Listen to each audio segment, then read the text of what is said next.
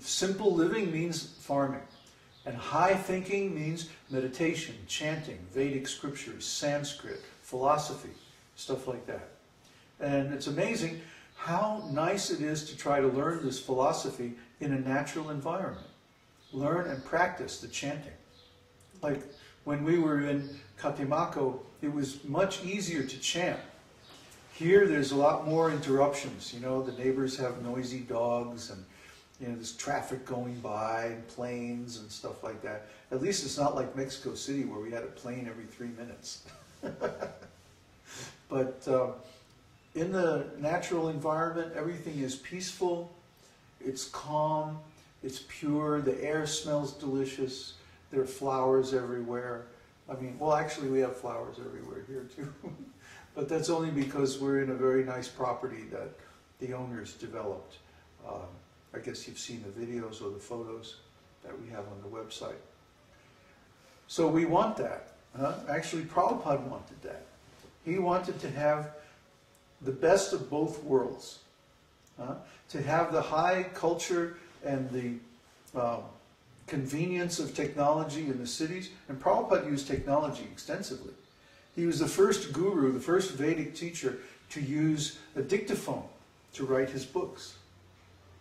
No one had ever done that before. He was the first Vedic teacher to use jet planes and fly all over the world. I mean, the Bhakti Siddhanta, Prabhupada's guru, was the first sannyasi in India to ride in a car or to ride on a railway train.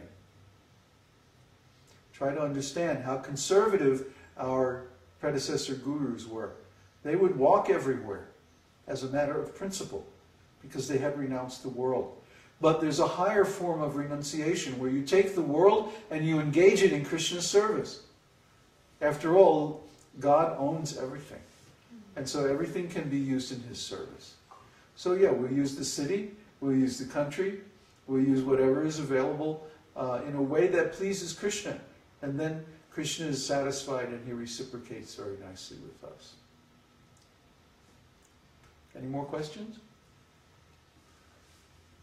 From Neville, so will there be trading and relationships with other farm communities? Well, I sure hope so. We're thinking in the medium term. Let's say over the next 2 to 3 years, that the market for South American farm products is going to increase tremendously. The reason is that the transportation costs from Asia are going to increase to the point where importing food products from Asia won't be profitable anymore. And importing food products, well, from our point of view, exporting food products from South America to, let's say, North America will be a much more reasonable business proposition than bringing them from Asia. So things like fruits, vegetables, even maybe, for example, quinoa. Quinoa grows all over the place here. And quinoa is wonderful because it's not a grain, it's a seed.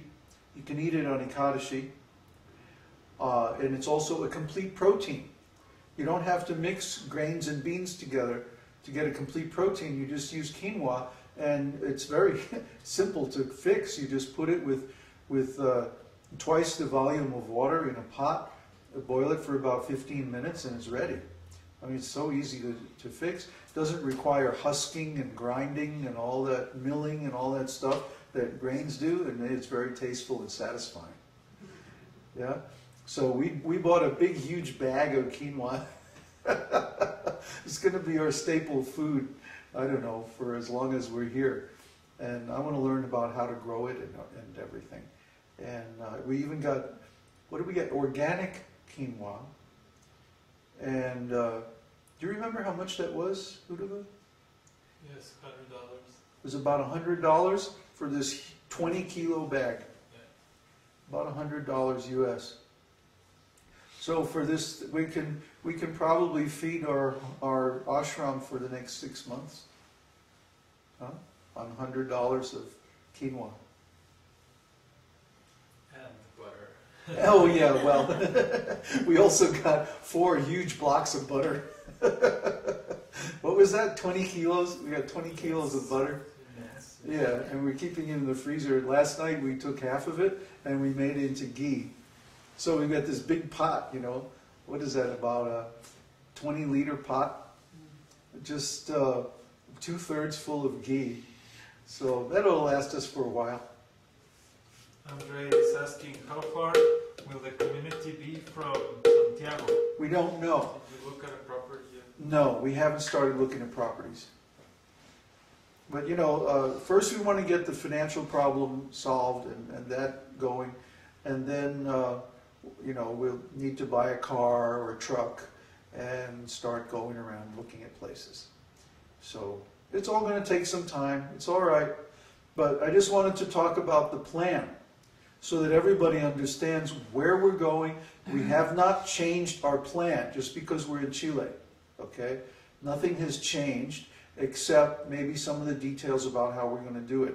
But the big important news today that I wanted everybody to understand is that it looks, I would say with 90% certainty, that we have the financial problem handled. And that's big news. That's a very important piece of news. Because without money in this world, you can't really do anything. So Krishna has sent, by inspiring Uddhava to think in a new way, like he always said to me, you know, I've never done any of this stock stuff before, so I'll probably be able to think of something that nobody else would think of. And sure enough, that's exactly what happened. Everyone thinks that to evolve a successful bot, stock trading bot, first thing you have to do is maximize the hit rate. That means the number of correct guesses about which way the market is going. So, as usual, Uddhava took a completely different approach, and instead of maximizing the hit rate, he did the opposite. By minimizing the hit rate, but minimizing the loss, instead of going for a bot that gets it right 80% of the time, we made a bot that gets it right 30% of the time, but it almost never loses. Or if it loses, it only loses a tiny little bit of money, insignificant amount of money. But when it's right, oh boy, it gets a huge return. So in this way, and I told you already about the contrarian thing, that when it's going down, you bet that it's going to go up, and vice versa. And so in this way, because the market is designed to fool people, I've been sitting there watching it for weeks. And for example, we got a module that recognizes typical patterns. You know, and if you get this pattern, it's supposed to go up. And if you get this other pattern, it's supposed to go down. Well, the Tao isn't like that. The Tao is opposite. If you get the pattern that says it's going to go up, it usually goes down. Vice versa. So this is to fool the small investors and cheat them out of their money. So guess what? If you have a bot based on a signal and you do the opposite of what the signal says, then it's successful. Statistically. It's not possible to be right all the time. But if you're right 80% of the time, I mean really, you're way ahead of the game.